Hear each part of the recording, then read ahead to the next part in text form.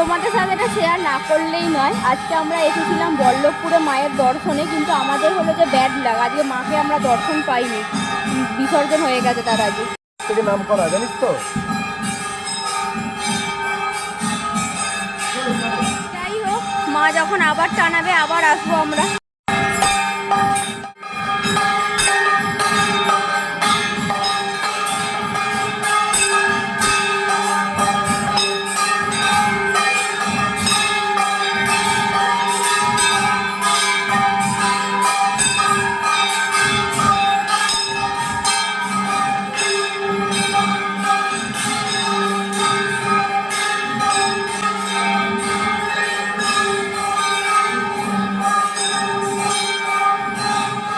তখন মনটা খারাপ লাগছিল মায়ের দর্শন পাইনি বলে, কিন্তু এখন ঠিক আছে, এখন মোটামুটি সব ঠাকুরেরই আমাদের দর্শন করা হয়ে গেছে।